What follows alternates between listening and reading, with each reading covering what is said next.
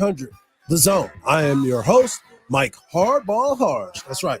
On today's show, we'll review the number 7 Texas Longhorns' big win against the Iowa State Cyclones. The Texas defense held the Cyclones to 9 yards rushing. Yeah, you heard me, 9 yards rushing. Hey, Mr. Jared Huffman. Yeah, You remember meeting Mr. Sweat, and Mr. Murphy? The Texas men's basketball team play a scrappy b-ball game with the game-winning shot with 0.4 seconds left as they defeat the Cardinals of Louisville. Jerry Jones finally gets it right, and the Dallas Cowboys handle their business in Carolina with a 33-10 victory. The Texans keep finding ways to win, even if it wasn't C.J. Stroud's best game, 21-16 versus the Cardinals. A thrilling Sunday night football game in Denver Broncos. Can we call it a streak? We got NCAA rankings and a huge NFL matchup tonight between the Philadelphia Eagles and the Kansas City Chiefs.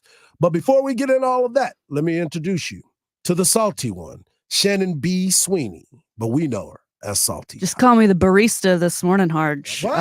Our coffee situation at the office is a little lackluster, but I did find some grounds in the fridge. Okay. We do have a coffee pot.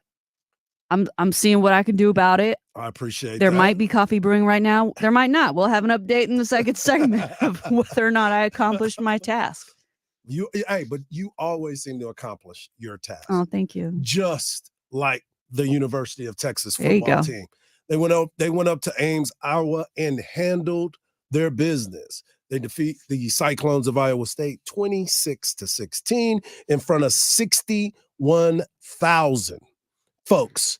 And the majority of that, was going into the Lions' Den. So they thought. That's exactly what the Cyclones thought. But the best part about this win was the attitude and the perseverance by this football team. Coach Sark had a great game plan. He was in his bag. Quinn Ewers did his thing. C.J. Baxter, but that defense, 9 yards rushing on 21 carries. 9. That's unheard of. And I think the last time, and shout out to John Bianco for posting this, but it is the last time since 2011 where they held somebody under double digits in rushing. Yeah, that game started off, I think, a little slow, a little worrisome, right? Iowa State goes up first with their own field goal. So it took Texas a little bit to get settled right after all the senior presentations and being in Ames, Iowa. But then they looked around at that crowd. You mentioned 61,000. Like, that's cute. We play in front of 100,000 plus at home. So they got settled. They started to get things going, especially in that second half. And, you mentioned defensively, Sweat. I think he caused some Texas fans to sweat for a little bit when it looked like he went down. But next thing you know, he's back in the game. He gets that amazing block on the field goal that ends up getting two more points on the Texas side of things. So overall, great effort by everyone involved. And I think, huge shout out to C.J. Baxter. Yep. Filling the roles for Jonathan Brooks, rushing for over 100 yards in that game, the first in his career. I think, if anyone had any doubt about whether or not he was up for the task, I think he put a lot of minds at ease. Yeah, no doubt about it. And not only the way that he got the 100 yards, he was running through people. He was finishing runs. And after the game goes on and you continue to get hit like that, other people don't want to come up and pop you. He's a big boy, strong as anything. And so when he's running downhill, it's a good look. I also want to talk about Quinn Ewers and the way that he was able to perform. There were some passes that didn't look like he was all the way healthy, and the timing still may be that. But for him to be as efficient as he was, 23 of 33 for 281 and 2 touchdowns, that is an impressive part of his game. He made some throws that you're like, wait, how did he get that ball there? And then he also made some throws where you're like, how is he not finishing through his throws? I was proud of Jay Witt getting his first touchdown of the season. That's right. Wild. That is so crazy for me. And the other part of it is it's only his 5th touchdown of his career. So when you think about what Jay Witt means to this team, and we'll hear some audio from Jay Witt in just a second, but you want to always look at this team and say, what is it that you can do to make yourself better? We all understand that Jay Witt is one of the top players on this football team. And if you don't believe me, just ask him because he will let you know that. But he is willing to be unselfish. He is doing everything he can to help his team out. And after this victory, Coach Sark talked about everything that was going on with this football team, but most importantly, how they came up there and handled business. Okay. I'm really proud of our team in that, this was not one phase or one aspect. This was a lot of different players, making plays tonight and making plays at some pretty critical moments. I thought, Cedric Baxter, coming up and the opportunity he got and to go, for 117 yards and hard yards against that defense. I thought a variety of guys making plays in the passing game. Clearly the tight ends showed up when we needed them. Xavier with some great ops, and it's unfortunate for AD, having the touchdown call back, and he got the one PI, and I don't know about a couple other calls. Jordan Winnington with some great plays, a 2-point conversion, the touchdown catch. So, and then Jaden Blue, on 4th and 1, and he's the guy that seals the victory there. So a lot of different guys on offense. I think on defensively, our front did it again. Byron Murphy with some really critical stops. They're on 3rd down, and then Tavondre Sweat showed up again, and what a huge play on the blocked extra point for 2 points there. And what an interception for Jaron Thompson. It's unfortunate because we played really good defense in the second half. But on the 4th and inches, they throw the pop pass to the tight end, and that's really all they had, So I really thought we controlled the game. We again, to get 2 touchdowns called back and you fumble on the 9-yard line going in, and you still, win a football game by 10 points, and possess it at the end. And we were able to run it when they knew we were going to run it. Really proud of our guys, and I'm proud of those same 3-year guys that I keep bringing up, that I keep talking about, because we were here, 3 years ago, and this was a tough scene. And, I think that was a moment when the program started to change after that. But that was a long week for us that year, and that was a tough night to endure. So to come back kind of on our farewell tour and to get some redemption here is a big one. So I'm like I said, I'm happy for the guys. I'm happy for our coaches and everybody involved, but we're not done yet. We got another big game this Friday, and we need to get back, and we need to get as healthy as we can to put our best foot forward to try to secure our opportunity to play in the Big 12 championship. And when he was talking about getting healthy, don't forget that Xavier Worthy finished the game without his pads on. So that is something to pay attention to. But going back to that game in Iowa a couple of years ago where all this stuff started, it was a conversation about they got 5-star talent, but a 2-star culture. Mm-hmm. So now Jordan J. Witt, after the game, got an opportunity to meet with the media, and he kind of answered some of those critics that were talking about him. He gave us a culture. When you got a culture, and he instilled love in his team, and we all truly love each other. And when you love somebody, you're willing to do stuff. You're willing to be a receiver and go block a linebacker. You're willing to be a quarterback and chase the ball down. If it fumbles, you'll jump on it. You're willing to do stuff that normal teams won't do if they're not really connected. And I think that's the biggest thing, because we've always had the talent, and now we're a 5-star culture with 5-star players. Ooh, that's funky. I like that. That is funky. I like that a lot as well. Again, the Texas Longhorns defeat the Iowa State Cyclones 26-16. We will continue the conversation about that. We got big time basketball in the Mecca, MSG. And then we also will definitely be talking about the Dallas Cowboys finally getting it right. But before we do all that, Salty, have you been to a game recently where you see all your friends posting pictures and you're trying to get to the network and you can't get to the network? Yeah, specifically the Moody Center. It's great, but it is, it's a lot of concrete in there, and my phone has not been able to help me out. I like going and doing social for the stations, and so I don't know. Have you heard of Boost Infinite, Hardge? Because I'm hearing really good things. I did hear about it, and finally we have our 4th wireless network. That's right, our 4th one. So there's opportunities for you to go out there and get yourself some more internet. How would we do that, Salty? Well, you can check out the website or call 855-55-BOOST or go to boostinfinite.com. And Hardge, I think it's great, especially for sports fans like us, because not only do you find yourselves in some stadiums that don't have a great wireless connection, but thousands and thousands of people also trying to send out their photos. So if you want to be first amongst your friends to get your photos up and loaded where they need to be, check out Boost Infinite. Boost Infinite, boostinfinite.com. Longhorns football plays here. Back to Murphy. Slant over the middle. Caught by Mitchell. 80 into the end zone. Touchdown, Texas. Left side. Turns it outside. Jaden Blue down the sidelines. 20, 10, 5. Touchdown, Texas. Intercepted. Picked off. Michael Tapp does it again. In and out of the hands. Yard line. Murphy the snap. Turns. Hands off Brooks to the goal line. Leans forward. Touchdown, Texas. Longhorns football plays here on Sports Radio AM 1300 The Zone. Experience the magic of Christmas at listentochristmasmusic.com. Your ultimate Christmas playlist. Listentochristmasmusic.com. Minor trouble to look out for. Metric Boulevard right at Howard Lane. We do have an accident on William Cannon at I-35. Another collision emergency crews are on scene. I'm Ty Hole with a look at Austin, Arizona.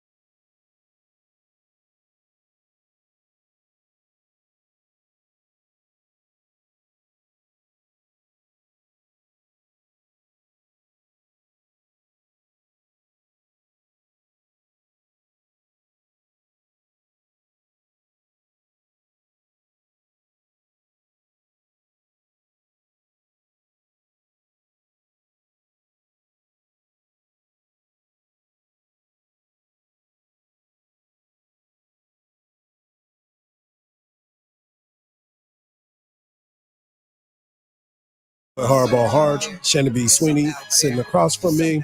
And first segment, we were talking about the Texas Longhorns' big victory against the Iowa State Cyclones, where they held the Cyclones rushing game to 9 yards. That's right, 9 yards. And that's what happens when your offensive lineman writes a check that your behind cannot cash, as my grandfather used to tell me. Don't let your mouth write a check that your butt can't cash. And that's exactly what happened. We talked about it, and I'll talk a little bit about that in the Hard Knocks Life segment that I will have coming up at 7:40 about preparing yourself for these situations and how I expected this team to become one-dimensional. But before we get into all of that and continue the conversations about the Texas Longhorns, I want to talk a little bit about the Dallas Cowboys. Dallas Cowboys go over to the Carolina Panthers and come out victorious as expected, 33-10. Wasn't expecting a lot of fireworks from this game. And if Dallas was just going to go in there and handle their business, which was very, very important. Dak Prescott was very efficient, 25 of 38 for 183, 2 touchdowns though, and of course, no interceptions. They got the running game going a little bit. Tony Pollard gets in the end zone for the first time, I believe, in 2 seasons on the ground, which is kind of amazing when you think about it because he became the bell cow.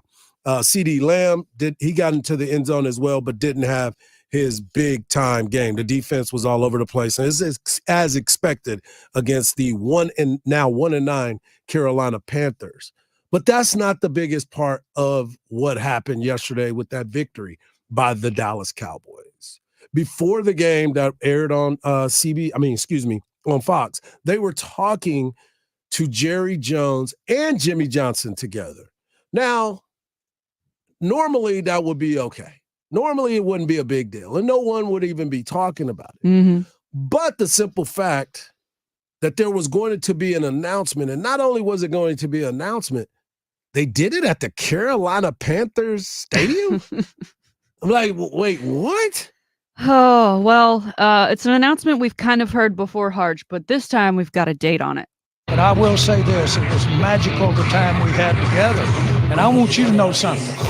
On December the 30th of 1923, you're going in the Dallas Cowboy Ring of Honor. Yeah, Texas. I hope it's 2023. What did I say? 2023.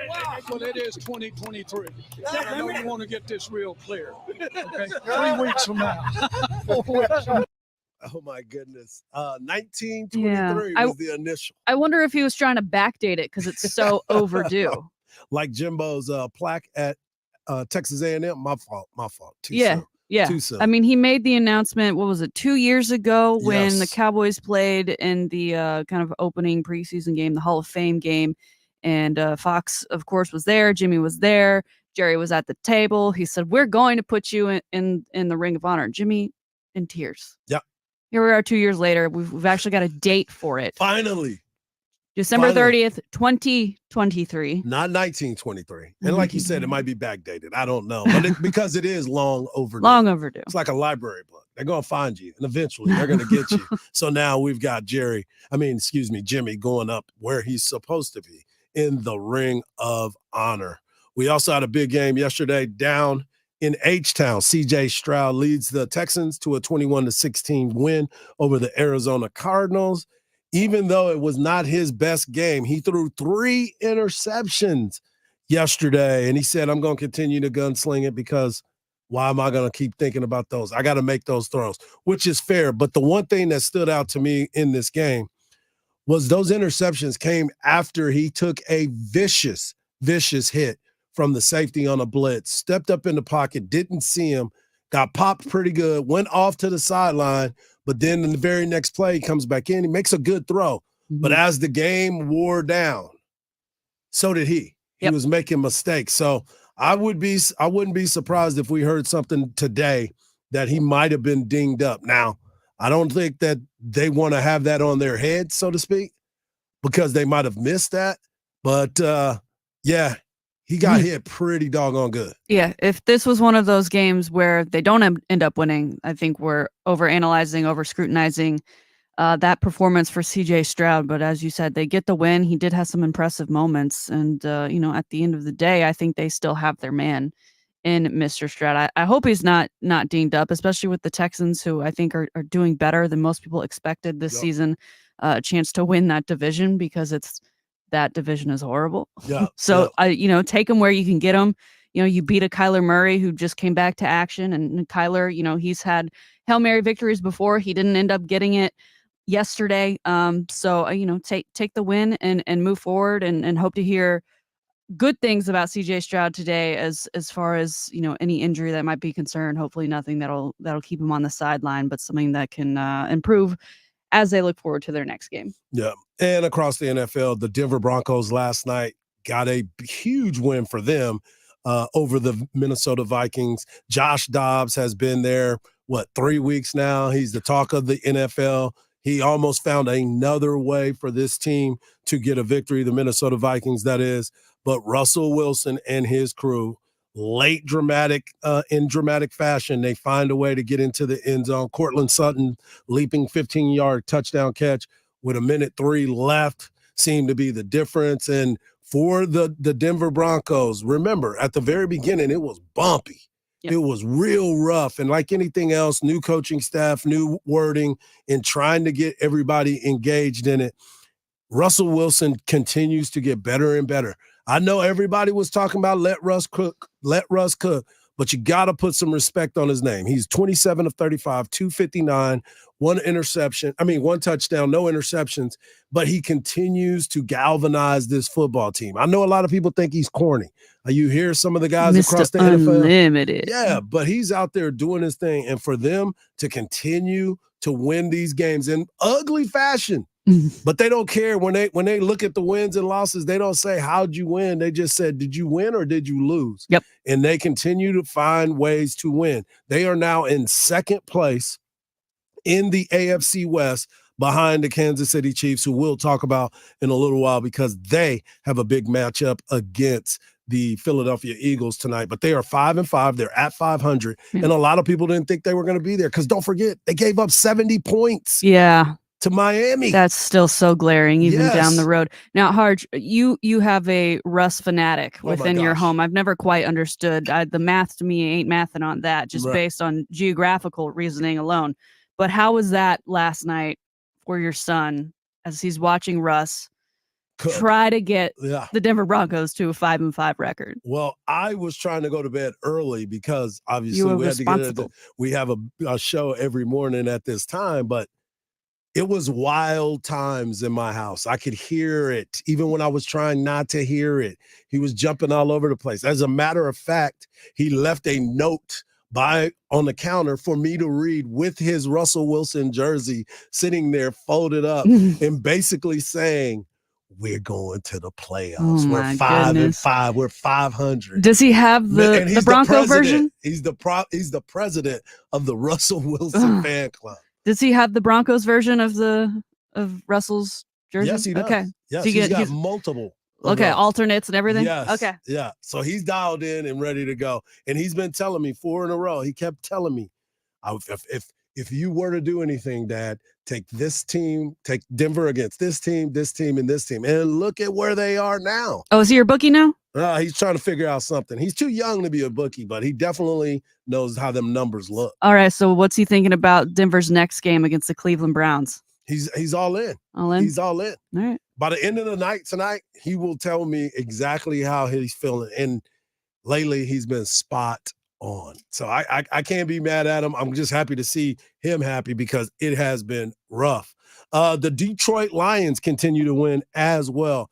8-2 now, as they defeated the Chicago Bears 31-24 in Detroit. And that team just continues to play tough football. They represent from their head coach, Dan Campbell, and he is fired up 24/7. They had another great game from Amon-Ra St. Brown. Despite 3 interceptions thrown by Jared Goff, they still get the victory. The Miami Dolphins defeat I was going to call them Oakland Raiders. Las Vegas Raiders 20-13. Big performance by Jalen Ramsey yesterday. He's coming off the injury. That defense is starting to get better. I know they gave up 13 points to the Raiders, but I'm really liking what I'm seeing with that Miami Dolphins football team. Yeah, and we're going to see a lot more of it beginning tomorrow night when they become the in-season Hard Knocks team. I did not watch the last season, and so I don't know if you're familiar. Are they going to start from week 1? No, As in because it season, or has are to they be, I think it started starting in mid-season. last week? Okay. Yeah. So, it might have been 2 weeks ago Okay. to try to get up to it. Because if they were, did they know that this was going to be the in-season team? Because sometimes you don't know until after the season starts. Yeah. Yeah. So- I think I'll tune in for this one, though. Mike McDaniel himself has been very entertaining. Tua, obviously the success that they've had this season thus far. I mean, that's always great for HBO after they've picked a team to Yeah, see no some doubt. success to get to follow that team around. So I'm looking forward to that. Me too. I like Mike McDaniel. He's a pretty funny dude. Tua now got cornrows. Still I'm confused about that. I didn't even What's realize confusing about it? Well, I didn't know he had that long of a hair. I didn't know he could even get cornrows. He was on the sideline yesterday with a do-rag on. I was like, what in the world is going on? But the Dallas Cowboys, we started with the Dallas Cowboys at the beginning of this, and the Cowboys went and handled their business 33-10, covered again as well. The Cowboys continue to play some good football. And I know, keep telling me, it's the team that they're playing. I get all They of don't that. create their schedule. The schedule was already predetermined. They didn't know that every team that they were going to be playing in this stretch was going to be terrible. Coming up next, we got the Salty Shakedown. She's got some pretty good things to talk to you about.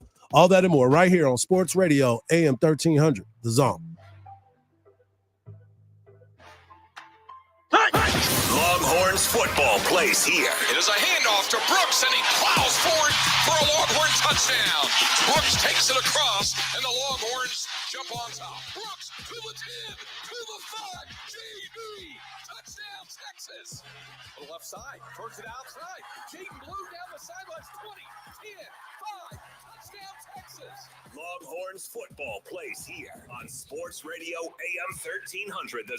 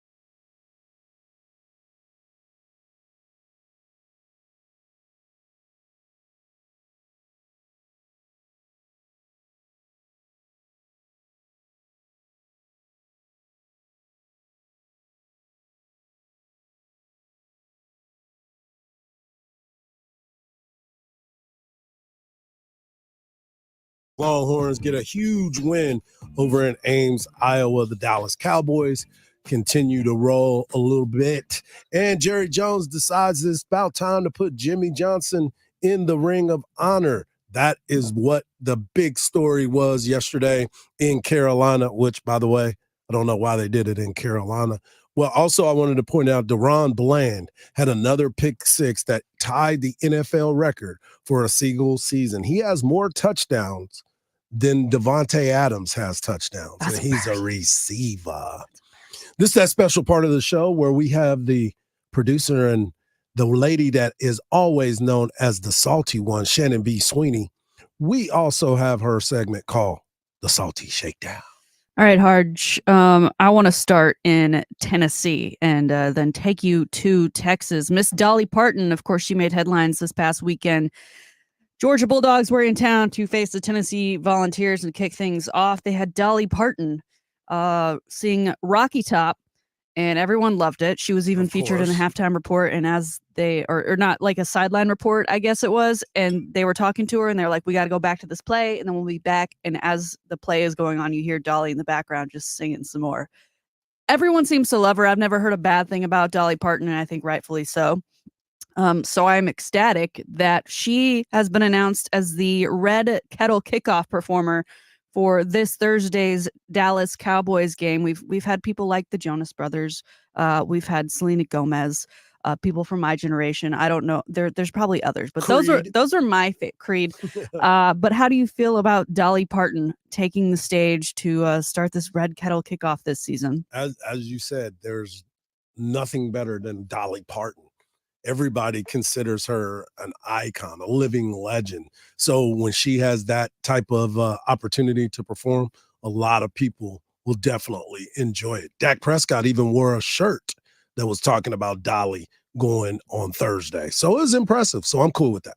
Yeah. The one thing I will say, Dolly, let's try and stay arm's length away from Jerry, because if not, there's going to be. They're about the same age. There's going to be some weird photos taken. Apparently, Jerry Jones has tried to get Dolly for many years to be a part of this, and they finally got it. She said that apparently, the ACMs were held at the Star in Frisco, and she was there, and so that's how that conversation got started. So excited to see her perform. Of course, the Dallas Cowboys play on Thanksgiving Day this week. If you're a fan like me, they have a chance to ruin your entire day based on a win or loss, but hopefully, win or lose, Dolly Parton will be a shining star there.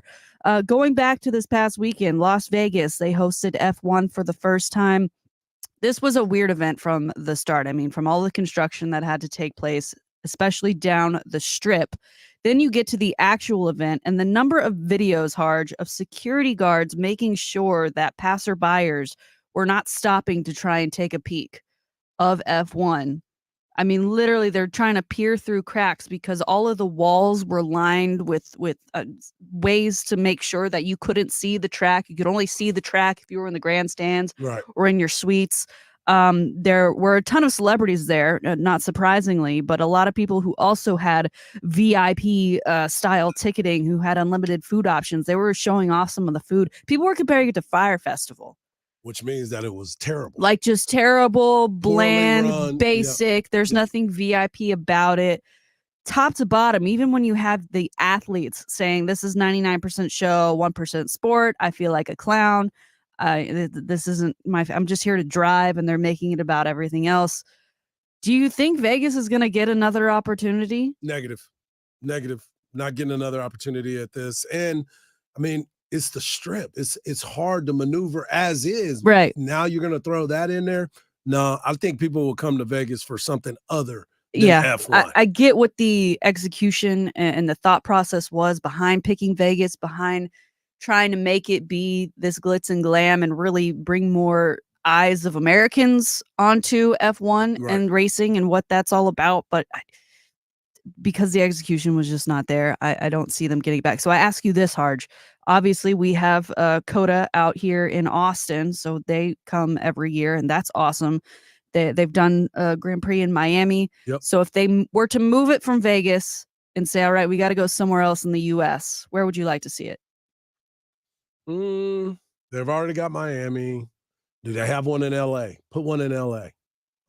Is that not another Vegas though? No, not at all. You do like those highway mountainside Yeah, death those traps type on of- a Tuesday? Yeah, and depending on the speed that you're driving as well. So yeah, let's go to LA. Somewhere in California. All right. I think people in Vegas would be okay with that. I Yeah. think people visiting Vegas would be okay with that. I Absolutely. mean, the hotels even had a hard time with it, right? Like Vegas hotels, that's their whole thing. They hold events within their hotels. They love when other venues nearby are holding big events because they can get overflow bookings into their hotels.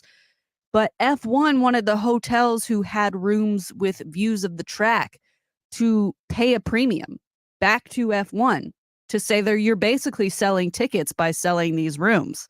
It was just a mess. It's a bad look. All from top to bottom. The people who didn't have tickets to the hotels who were on the strip having to deal with F1 and their demands. All right, finally today, Hardge, we move to the world of the NBA. The Ball brothers, they always seem to find a way back into the conversation just when you think the drama is all done. And this one is quite Haven't interesting. heard from his dad in a while. I know. Good. Well, his dad, of course, when Lonzo came into the league, first he, was rocking the Triple B brand shoes, big baller brand, his dad's brand, and he got a big baller brand tattoo. And the league was like, you need to cover that up. Right. That's advertisement.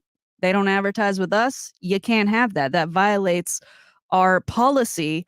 So you got to cover up that tattoo. And ultimately he did. Obviously, I don't even know if the big baller brand existed anymore. He went on and signed, I think, with Nike afterwards because the shoes just. Actually, I think he's Puma. Puma? Yeah, I think he's Puma. Oh, embarrassing. So that's what happened there. So you'd think that this would be like a lesson learned, maybe, at least within the family. You would hope. You would hope. But here we are, just a handful of years later. And now LaMelo Ball, who of course plays with Charlotte, has a brand new tattoo. It's an LF. It's right behind his ear. It's bright red, so very visible. He's got it short enough hair, so it's not like hair is covering it up. Right. And you might think, LF, what's wrong with that? That's his first initial and middle initial. Well, it also happens to be the initials of his clothing company. So the NBA has now said, you got to cover that up too. So he's been putting a beige Band-Aid over that tattoo in recent games. It's just, I mean, come on, dude. You wear a sleeve all the time. You didn't want to like put it on the arm where your sleeve is. It's naturally going to be covered anyway. You're using it for branding and you're not going to be able to display it on the court. Right. What are you doing? Was Daddy not there to tell you no, sir? It's a Ball way of doing things because they do things their own way and they're continuing to pay the price for being that way. I ask you this, how long until he covers that up with a different tattoo? No, I don't think he'll do that. It's already in there. It's his brand. Because when he's not playing basketball, he can walk around with it and people will ask him so he can continue to talk about it. His clothes will be on. So, yeah. He's going to rock the Band-Aid for the rest of his career. Nelly did it for a while. So, my gosh. But even he took it off. Yeah. And eventually, maybe the league or there might be a partnership with that so he can be able to wear his tattoo on the court. Yeah. Well, if I'm LaMelo, I'm hoping the league does that sooner rather than later because he is only 22 years old. I think he's going to have a very long career in this league. Yep. And that's going to get tiresome. What happened? Like the stress of, I forgot my Band-Aid. Somebody go to the trainers. I'm sure the trainer knows we're exactly in a different what town. they're supposed to have for him. Yeah. They're just going to have a different set of band. What if he tries to get creative and he creates like LF Band-Aids? Well, maybe. Yeah. That'll be another thing that he's doing. I mean, find another way to not let him do that. Or do you like the rule in the NBA of, not allowing branding in that way? Well, first off, I'm never close enough to see any of it.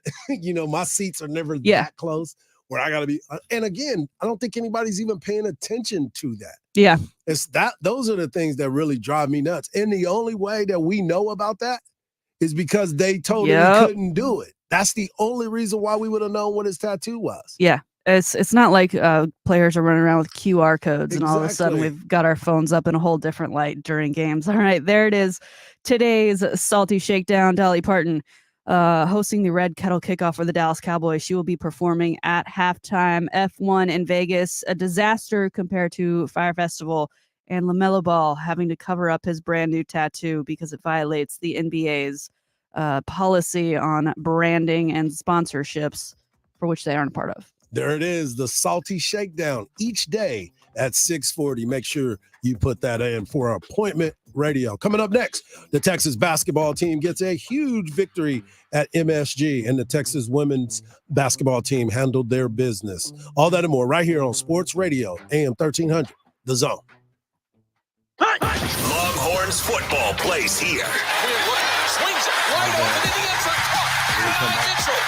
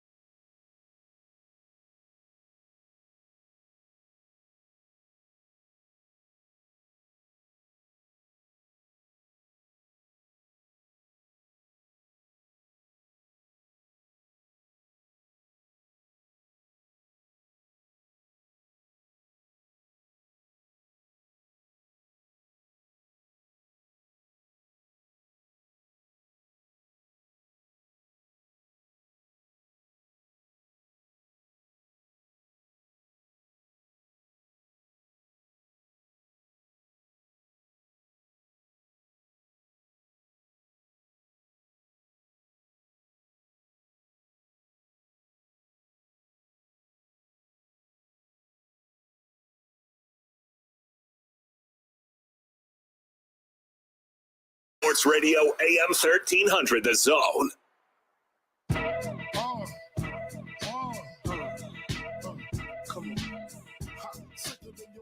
Kendall Weaver will inbound for Texas. Longhorns trailing Louisville 80-79. Inbound to Brock Cunningham. Cunningham to Weaver. 5 seconds. Works into Aisman. Guarded tightly. 3 seconds. 2. Puts up an off-balance shot. Good! It's good! The ball game is over. Texas wins it. 81-80. The great call by the great Craig Way. The Texas Longhorns men's basketball, scrappy basketball game. They overcame a very, very poor shooting performance last night, shooting 46% from the field and 2 of 17 for 11% from three-point line. Listen, this was an ugly basketball game by most. The Texas team didn't turn the ball over, which was impressive, but they just weren't hitting shots. Louisville kept being contested, kept playing hard, kept playing all the way through. But the main thing about this was Max Absmith being able to knock down a shot in clutch time, got to his spot after a struggle from the three-point line. He was 2 of 10 from the three-point line. But all you got to do is have confidence at that last shot, and that's exactly what he did. That is right. All right, Hardge, we can't have that tonight because with the win, Texas, it's not a tournament it's I don't know what you would call it because there's no pretty much a round robin. Yeah, it's only 4 teams here, but Texas with that win last night ends up taking on UConn tonight. Tip at 6. Broadcast starts right here and 1300 The Zone at 5:30 with Craig live from New York City, Madison Square Garden. UConn number 5, Texas number 19, Texas 5-0. All right, so this is going to be a matchup. You don't want this one coming down to a last-second shot. No. You want to get those threes in early and often and take care of the basketball. And what a great way to kind of tee up the holiday season for Texas to come home with a victory at the Empire State Classic over a number 5 UConn before they come back and host Wyoming on Sunday. If Texas is going to do that, they have to have another great game by Caden Shedrick. The big man had 27 total points last night. He was working on both ends of the court, going 11 for 15 from the floor. He did have to jack up one ugly 3, but that's not his game. But it seemed like everyone was jacking up ugly 3s yesterday. Big matchup today, as you said, against UConn.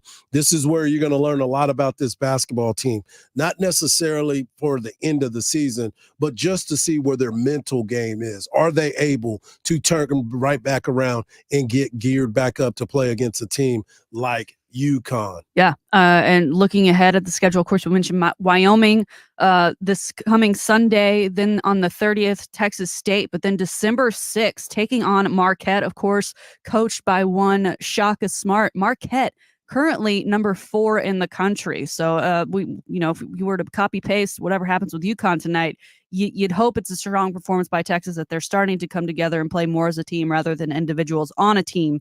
So, like you said, a great test tonight for UConn, or for Texas against UConn.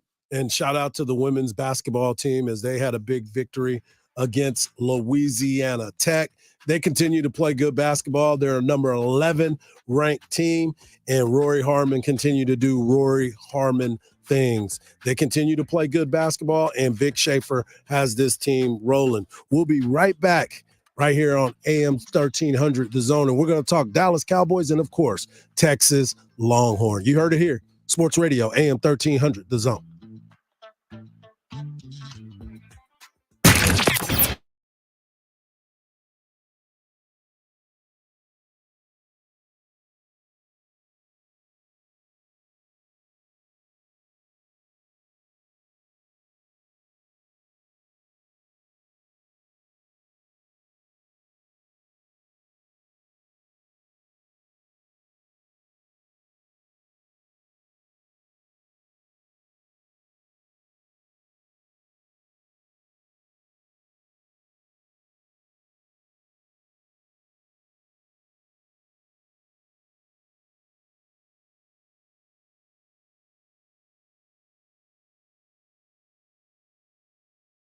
Iowa, and I know a lot of times people were kind of worried about it. It was kind of sketchy at a little bit of the time.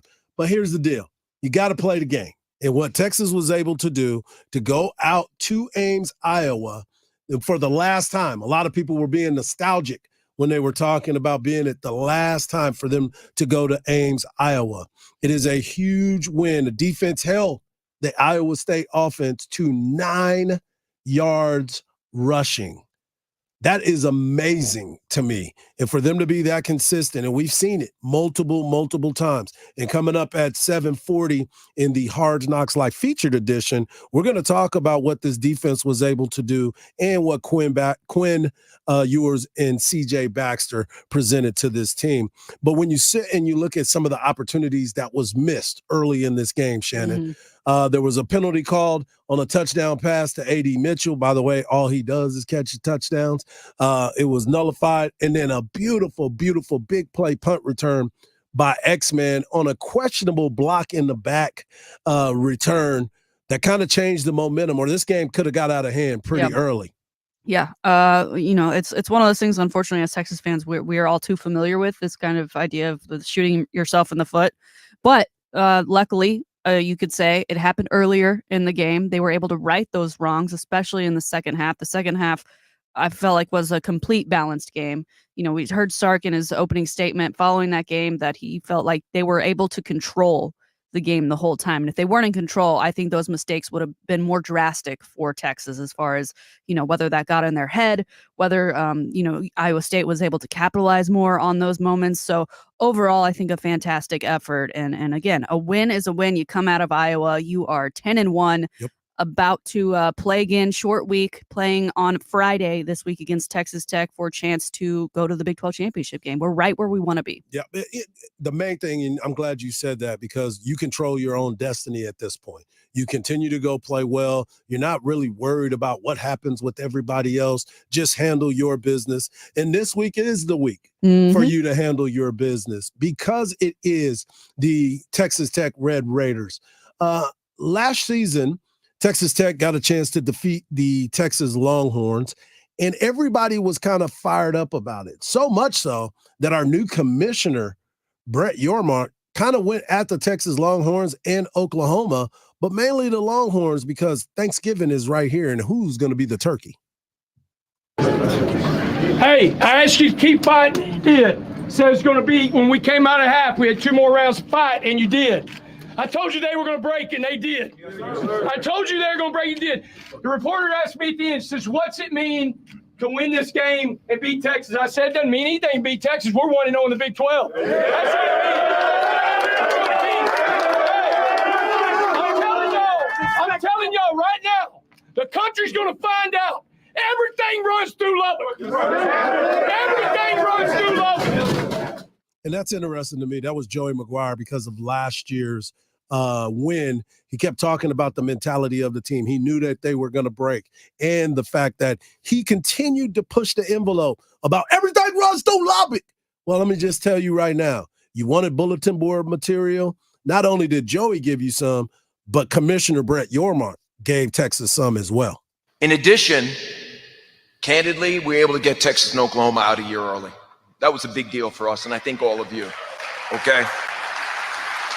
And Coach, I'm not going to put any pressure on you, but I'm going to be in Austin for Thanksgiving, okay? And you better take care of business like you did right here in Lubbock last year. Now, Brett Yormark, as a commissioner of the Big 12, I understand where you were going with it. You were playing to your audience. He wasn't talking to Texas fans. He was talking to Texas Tech fans. He wasn't trying to get under your skin. He was trying to fire up the Texas Tech fan base. Handle your business. Honestly, that crowd seemed a little quiet and confused as to why he even had Texas's name, and Oklahoma in his mouth. Well, the same reason why everybody in this conference does the exact that. Yeah. Now, so you sit there and you say, why would you say that? But it's like, I know why. Yeah, interesting. Brett took a little trip to Ames, Iowa, and was there for the game on Saturday night. So at this point, it seems like he's becoming a Texas fan. I mean, all the Big 12 graphics about Texas are really taking ownership that Texas is part of the Big 12.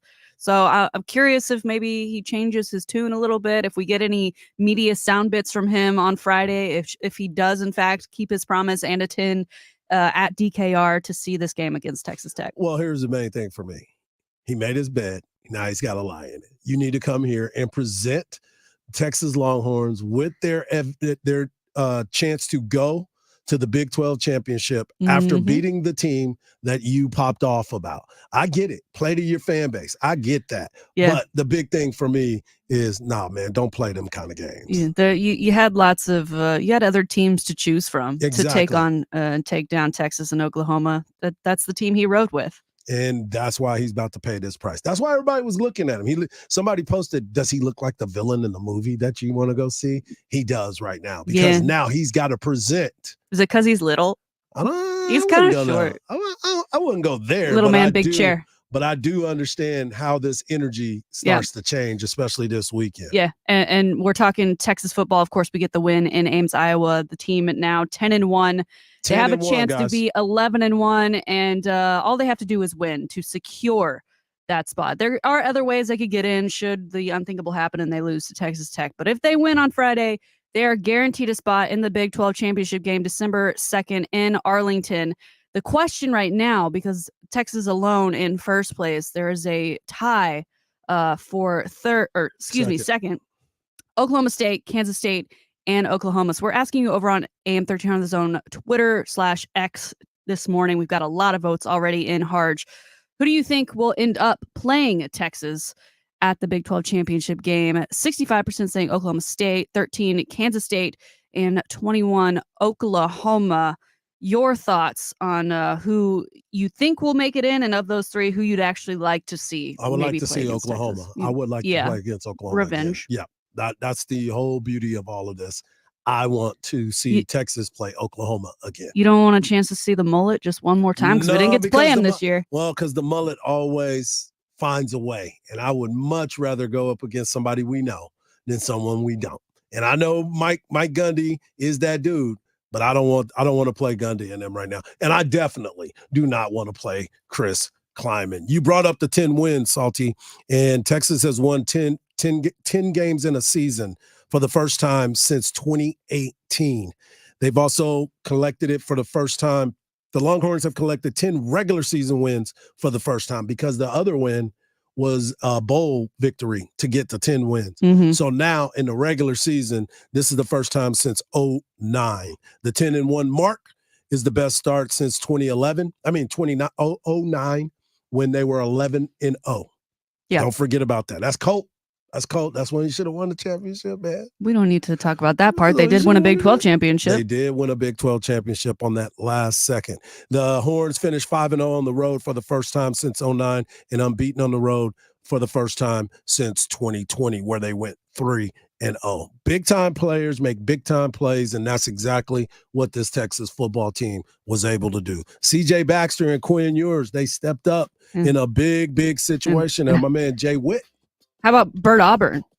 He's about to tie the record at Texas for the most field goals in a row. I think he's at 14. Let's not talk about it. Let's just be about it. Sorry. Going back to that jinx.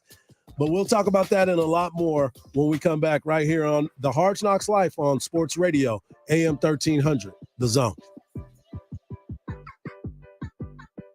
Longhorns football plays here. It is a handoff to Brooks, and he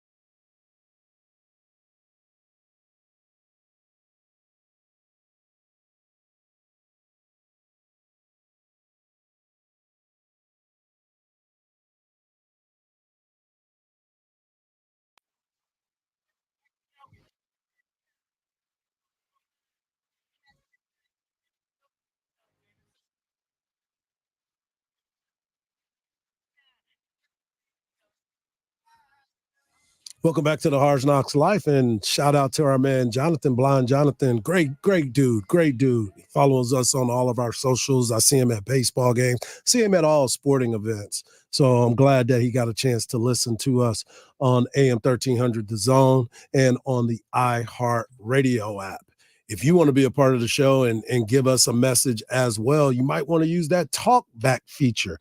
That's right. There's a talkback feature on your iHeartRadio app. We'll receive your messages instantly, and you might even be heard on the show, like our man, Blind Jonathan.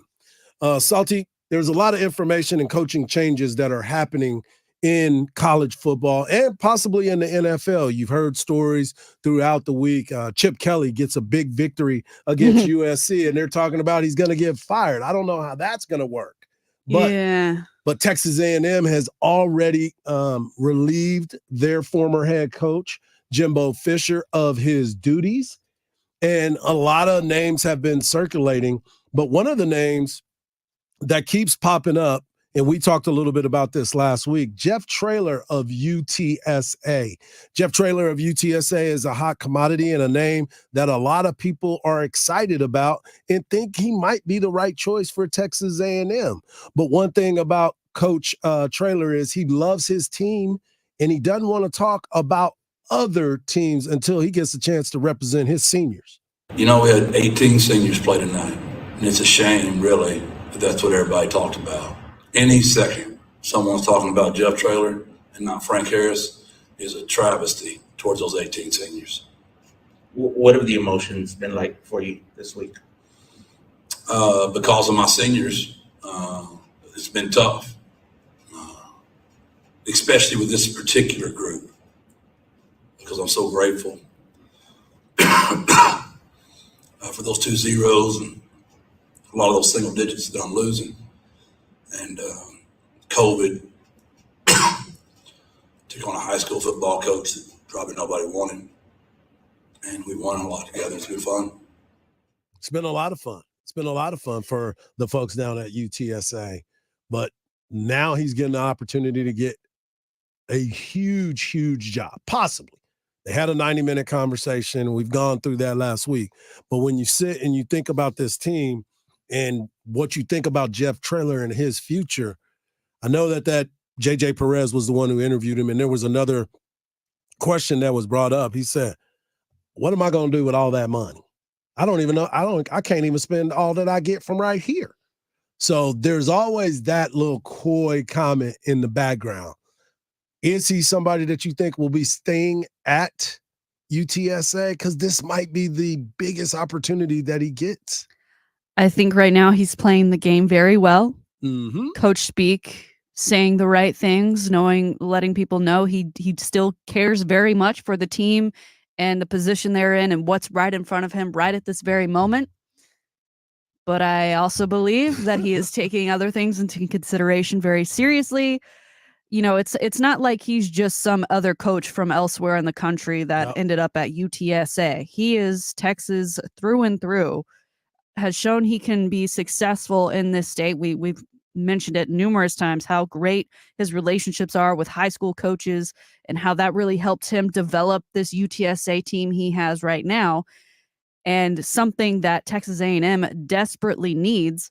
And for him to get a head coaching job at that level, at a Texas A&M, at an SEC school, and potentially really dig into recruits that right now in the area may be thinking, hey, let me go play for Texas. Let me go play for Oklahoma. They're shiny and new in the SEC. A&M hasn't fared so well thus far. He might be able to change that conversation should he come aboard for Texas A&M. And that's the conversation that Texas A&M is looking for right now. That's why they're starting this search as soon as can be. A lot of people have talked about it. Coach Sark even brought it up. Early signing day has played a major role in the decisions to let a coach go before the season is over. He could have sat around and been here throughout the game this past weekend where they played Abilene Christian.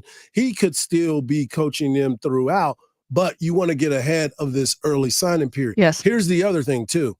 This will give a lot of those kids an opportunity to decide if they're going to get into the transfer portal. We've seen that happen immediately. So there's so many things that play a major part of the changes that are happening, good, bad, or indifferent. But the problem is those buyouts don't even really matter. Yeah. It does for everybody else that can't afford that. Mm-hmm. The schools, like we talked about last week, the haves and the have-nots. But if you have it and you don't feel like it's going to hurt you, then go ahead and do what you need to do. You talk about buyout. You mentioned Chip Kelly. Of course, UCLA ended up defeating USC. Yep. So the rumor that he would be let go following his next loss continues for another week. However, apparently representatives from UCLA told him, oh, that rumor, that's what it is. It's rumors. It's salacious. You shouldn't buy into it. But I'm seeing now Reddit College Football. They put out some great stuff. And apparently a Florida State fan wrote on there, Chip Kelly and Jimbo Fisher should start a podcast, Fish and Chips. And then a Texas fan commented, at the end of every podcast, they calculate how much money A&M paid Jimbo whilst recording. The podcast brought to you by a generous $20,000 donation by Texas A&M Athletic Department. Yeah, no doubt. No doubt. Fish and Chips. Fish and Chips. That's a great name. That was pretty I good. think that would be really, really good. That's smart. Very, very educated on that guess out there. I like that. Yeah. I want to talk a little bit about this too. Across the Big 12 Conference, Oklahoma State, who is part of our poll, went on to beat the Houston Cougars this past weekend. They were behind in this game and finally came back and took control of it. They defeat the Cougars 43-30. Kansas State went on to defeat Kansas in a big matchup in Kansas, 31-27. They are 6-2 in the Big 12. K-State, that is, as is Oklahoma State. The Oklahoma Sooners defeated the BYU Cougars up in Provo, Utah, 31-24. They're now 6-2. So our poll question that is up, and the reason why it is up is because of the scenarios that might play a role going into this weekend. Texas, all they have to do is win. Just go win your game, and we don't have to worry about any of those scenarios because that means that Texas will be playing. I like simple. Very simple. But if the Horns were to be playing in the Big 12 championship, who would you want to see in the Big 12 championship? Oklahoma State, K-State, or OU? Me personally, I picked OU because we already know what they are. Dylan Gabriel's been banged up, so now they're playing with Jackson Arnold. So I kind of like my chances in that one. Chris Kleiman makes me nervous, and the mullet, just you never know what's going to happen with the mullet. So, Salty, what do our numbers look like as of right now on our poll question? Yeah, so 65% believing Oklahoma State will get the call to Arlington, 13% saying Kansas State, and 21% saying Oklahoma. I like you. I'd love the chance to get a rematch against Oklahoma, but thinking about where that might put us in the conversation as far as the Final Four Right. and where we would be on the outside looking in. I don't know how much another loss for Oklahoma, who's 9-2 now, what that would mean for our rankings, if that would kind of dilute us once again, maybe more than winning over an Oklahoma State, who right now is not in the top 25. Could change come tomorrow night, but that I kind of question that. So I'd take either of the Oklahomas and be okay. Yeah. I'm just nervous about the mullet. They got a top running game, even though Texas has been able to shut down pretty much every opponent that they have. They've shut down their running game. It just makes me a little bit nervous when I see that running back for Oklahoma State, who was banged up, continue to churn downfield, and he may be the best running back in the Big 12 Conference. You want to look at this weekend in Texas. We have Coach Sark's presser today at 11. Time change. Just an alert. The press conference that you would normally hear at 11:30 has been bumped up to 11 a.m. strictly because it's a short week. They want to try to get as much in as they possibly can as they prepare to host the Texas Tech Red Raiders and Brett Yormark, the commissioner of the Big 12. He's going to have to come to this game because he said he was going to be here.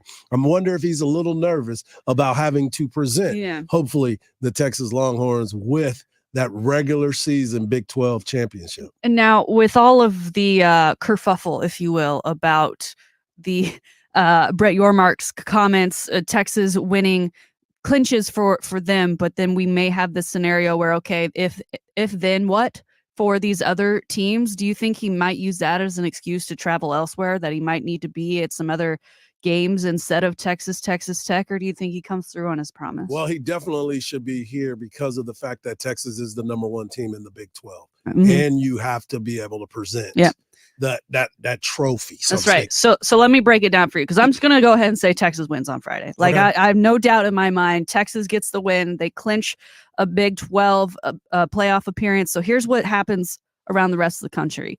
If Oklahoma State defeats BYU, the Cowboys clinch a berth to the Big 12 championship game as the number 2 seed. If Oklahoma defeats TCU on Friday, and that win is followed by a Texas win and an Oklahoma State loss, the Sooners clinch a berth to the big game.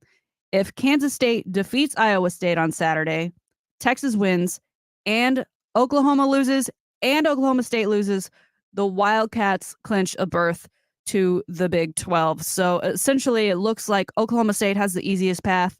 Win and you're in. Yep. Oklahoma State needs to rely on Oklahoma State losing, and they've got to take care of business against TCU.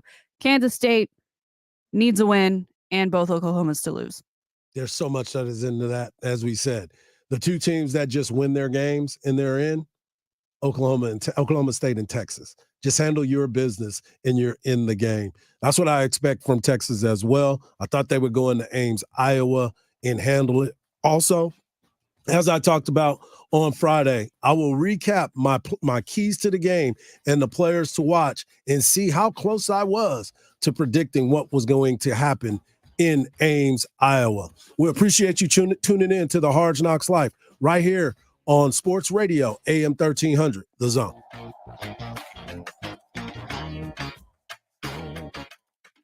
Longhorns football plays here. Back to Murphy. Slant over the middle. Caught by Mitchell. 80 to the end.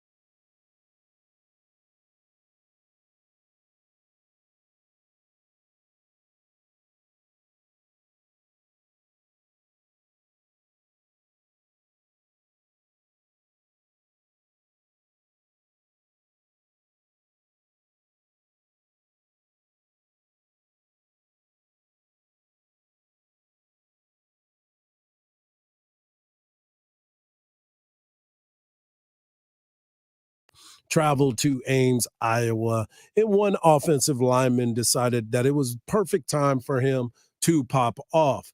Well, during that process, the Texas football team, I would say that they used it as a rallying cry, but most importantly, they went out there and did what they were supposed to do, and that was control the line of scrimmage. That was one of my big parts of this, but little did I know they would control the line of scrimmage on the defensive side of the ball to like no other. They held a team that was one of the top teams in the conference in rushing and defense, and the fact that they ended up beating them on the ground and holding them to 9 yards rushing on 21 carries. Our man, John Bianco, the sports information director for the University of Texas football team, he's pointed out that it was the fewest yards allowed by Texas in the Big 12 since 2011. It was also the Horns' 5th straight game to where they held the opponent under 100 yards rushing. UT has allowed 241 yards. That is 48 yards per game on 118 carries for a 2-yard per carry in the last 5 games, including 30 yards 3 times or more times. That is unbelievable to me because of the fact that defense has been able to play at a very, very high level. The funniest part is because of the offensive lineman that decided that he wanted to pop off about the Texas football team, their culture, and who they truly are.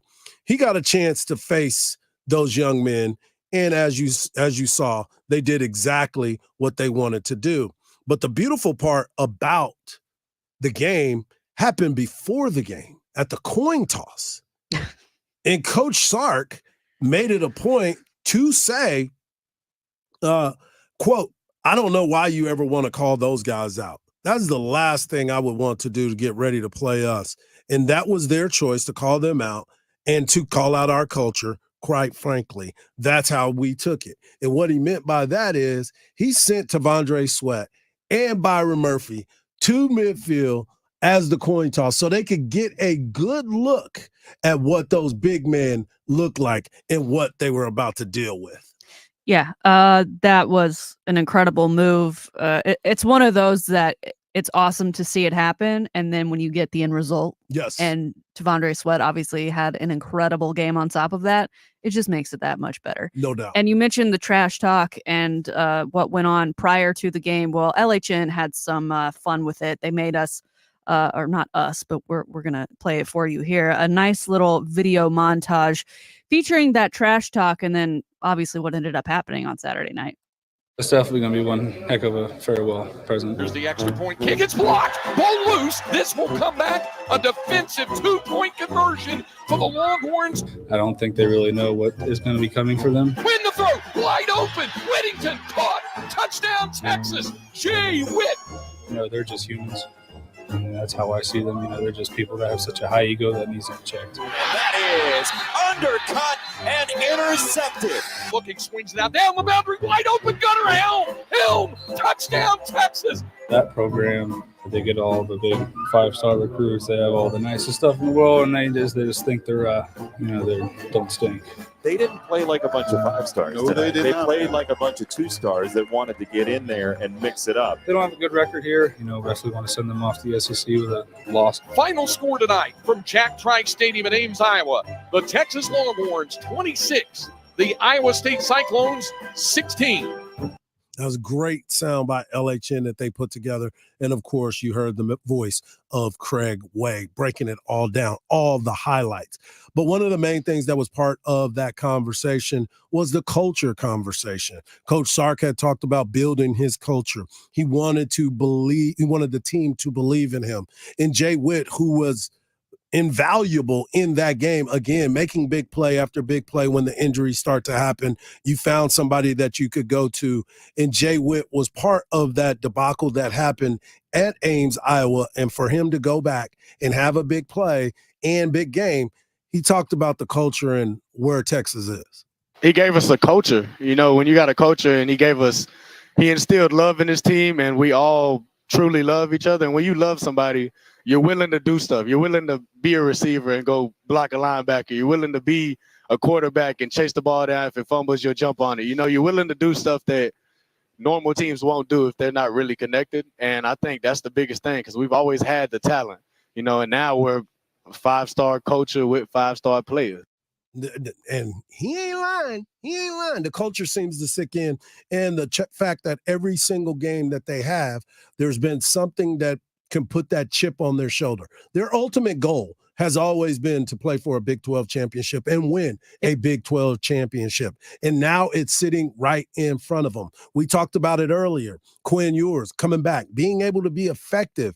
He may have missed some throws and may have sailed the ball on a couple plays, but his decision-making was spot on. He did the right thing. Now, next week, obviously, it's going to be a different beast, because they got to change some things up, and there's so much intensity that is going to be a part of this game. It's going to be senior night again at the University of Texas, and those seniors want to go out because those are the foundation builders for this program to show that you can be a 5-star athlete and come here and be a dog when you get here. My old co-host, Rob Babers, used to always say, you want to play at Texas or do you want to play for Texas? There's a big difference when you come to this university. And I believe that a lot of these guys are showing that they want to play for Texas and not just be at Texas. They continue to get better. There's the gold in their prize is still in front of them. And I can't wait for this weekend, because there are a lot of players that have felt a certain type of way. They remember what it felt like last year when Joey McGuire, after they got that win, said, everything runs through Lubbock. Well, right now, you got to come to Austin. Then they also know that Brett Yormark was talking trash this year when he went at the beginning of the season. Now, we all know he wasn't talking to Texas fans. He was trying to get the Lubbock fans fired up about their team, the Red Raiders. He was trying to buy in to what Joey McGuire had said that he was going to build at Texas Tech. But the realization of this conversation right now is Texas has proven two things. Number one, that they have the depth that they need to get through games, regardless of if it's beautiful or not. If it's an ugly football game, it's what matters, what's in that left column and what's in that right column. And right now, sitting at 10-1, with your destiny in your own hands, playing against a team that has already popped off from you from last year, that is sitting in there, and you're talking about this farewell tour of the Big 12. This is your farewell tour, and you just get to do it at home. So this is going to be a big week of preparation. We have Coach Sark and his press conference coming up right here at 11 a.m. Programming note, it was going to be at 11:30, but since it's a short week, they will be bringing it up at 12 o'clock right here on AM 1300, The Zone. Make sure you tune in to that, because I guarantee you Coach Sark is going to talk about that defensive line, that the performance that they had, and the other part of it, the secondary played okay. Now, I know everybody's talking about, they kept giving up those slants and what was the adjustments that were going to be made. I kept telling you, if they can stop the run game, it was going to make it one-dimensional. That is why the numbers look the way that they are. That defense played well. That secondary played well because he kept people in front of them. Yes, there were a few plays that they missed tackles because they didn't break down or they over-pursued, but those are the types of things that you want to see that on tape, because the pursuit of the other players also helps you in the long run. The lines of scrimmage did their job. C.J. Baxter had a hell of a game. The way that he was running the football and the way that the Texas fans believed that he was going to be that guy. Coach Sark told us in the beginning of the week, I'm not changing the way that we go about our business, and they sure didn't. They did one heck of a job running the football as well. It's a big week for the Texas Longhorns, as you know. Get ready for Thanksgiving. But importantly, we got a lot to unravel with the presser today. And, of course, we got basketball. That's right. The Texas men play number 5 UConn, and we'll talk about it. Before one last segment right here on Sports Radio, AM 1300, The Zone. Longhorns football plays here. Turns hands to Brooks to the left side. JB is across. Touchdown, Texas. Got the first down, breaks the tackle to the 40. Say goodnight to the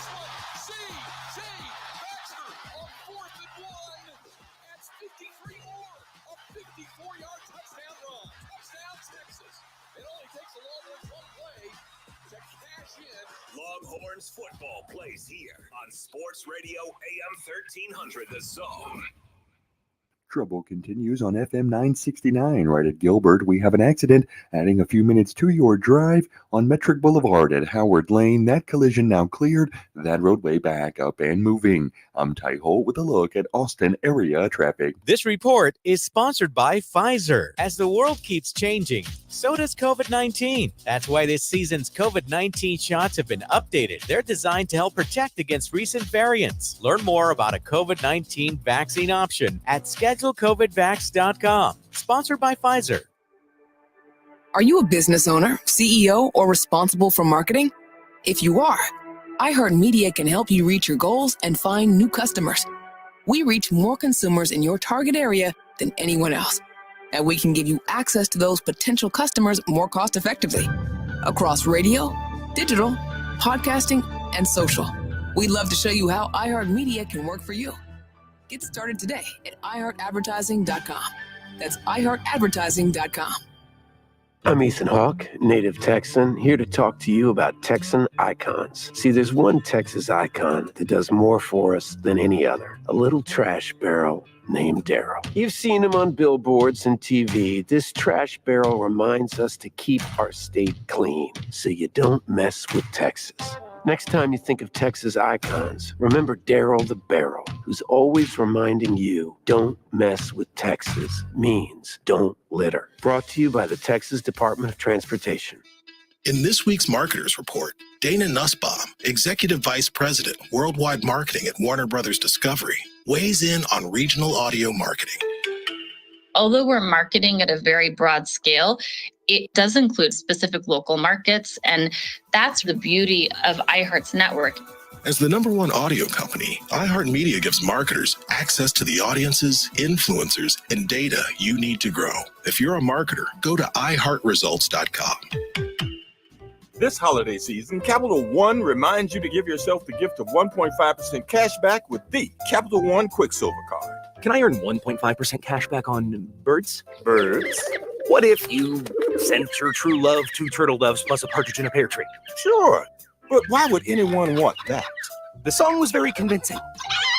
Earn 1.5% cash back on all your holiday purchases with the Capital One Quicksilver Card. What's in your wallet? Terms apply. See CapitalOne.com for details. This time of year, big box tool stores start to sell a whole bunch of not tools, from dancing Santas to plastic trees. At Northern Tool and Equipment, we'd rather sell you a 4-horsepower chainsaw fitted with a full chisel chain to cut down your own tree. And we have wood chippers come January, because mulch. We're cutting prices on your favorite brands this holiday season. Save on Milwaukee, Ingersoll Rand, and Metaltech in-store or at northerntool.com. License number M18951, TACLB 76656E. Announcing emergency same-day air conditioning repair from Radiant. The worst thing is the midsummer breakdown. Because air conditioning companies are overwhelmed. They just can't get to everybody. So you end up waiting, often days, before you can get any technician out to fix your AC. But this is why, at Radiant, we offer emergency same-day repair. Because when your air conditioner fails and the temperature starts rising in your home, it's a serious situation. Sucks. Yes. We offer emergency same-day AC repair because this is about people who need help. It's about doing what it takes to deliver the service so many need. Especially when nobody else can or will. So if your AC breaks down and you need help now, we can send you the help you need. Right away, when you need us most. AC breakdown emergency? Call Radiant. Online at callradiant.com. Bam! I nailed it. Oh, Brad. You can watch this NFL season like a fan, or you can prep like a scout if you listen to the award-winning Move the Sticks podcast. The show is hosted by me, Daniel Jeremiah, and my partner, Bucky Brooks. The two of us are bringing the knowledge from a career as NFL talent scouts to the podcast world so fans can watch and understand the nuances of the game like never before. Subscribe now and listen to the Move the Sticks podcast on the iHeartRadio app or wherever you get your podcast. To protect his family from disaster, Steve used his camera phone. Done. By taking pictures of his important documents, Steve can always have them stored online. Learn more simple disaster prep tips at ready.gov. A message from FEMA and the Ad Council. Join the voice of the Texas Longhorns, Craig Way, each day from 2 to 4 p.m. for the Craig Way Show on Sports Radio AM 1300, The Zone.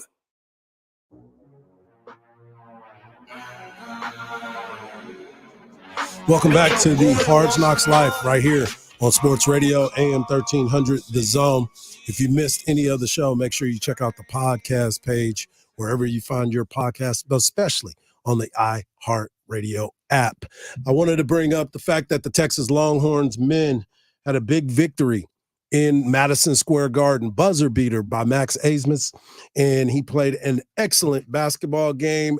At the end of the game, he struggled from the field, going 2 of 10 from three-point land, but clutch shot at the right time. He was able to knock it down.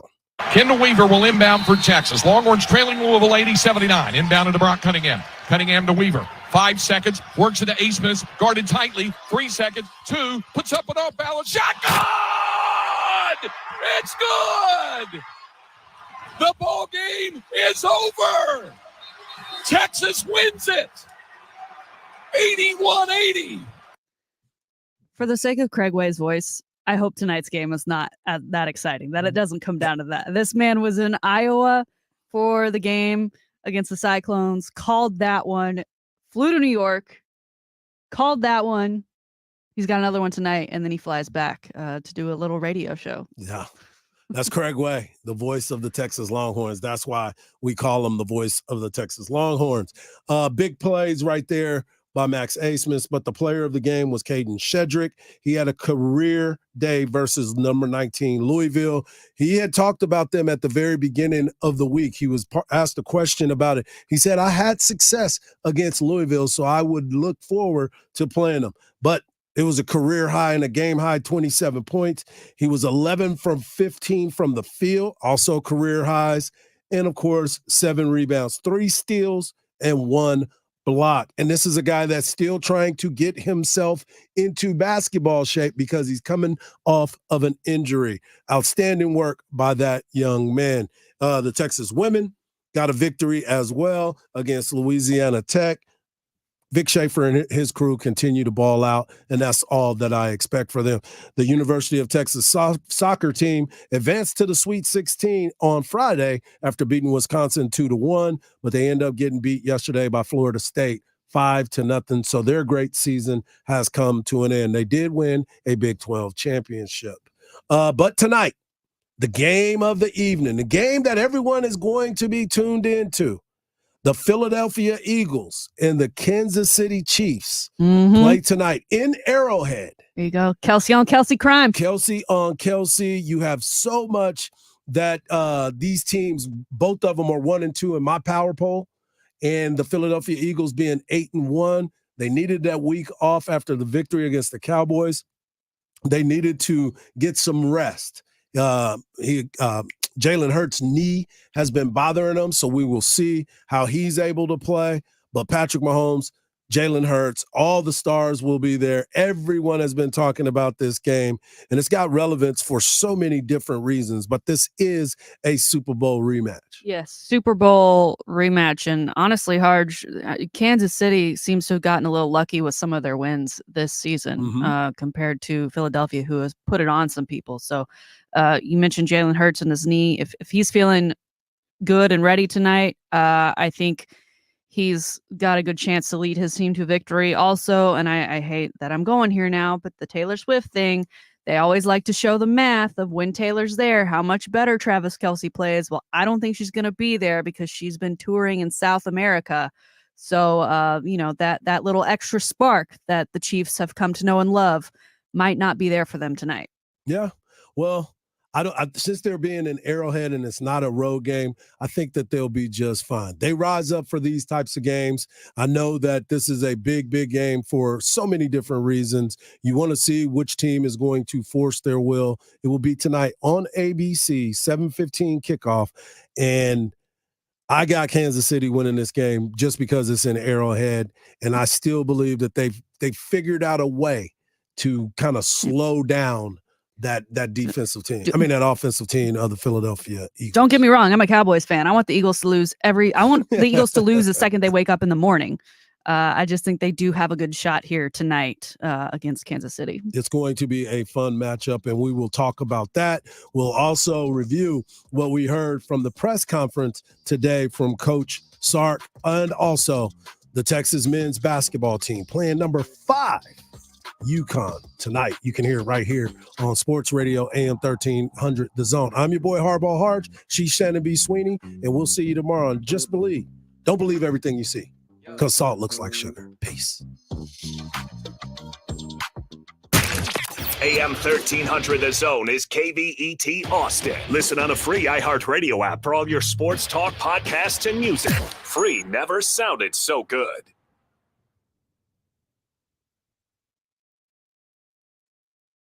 You're out, you're about, but you want your Dan Patrick. Well, good news, he goes everywhere with you. If you missed the show, you can podcast it. If you want to see the show, just go to Peacock and we stream it live every weekday. Watch past episodes too. The Dan Patrick Show, available anywhere you are, any way you want it.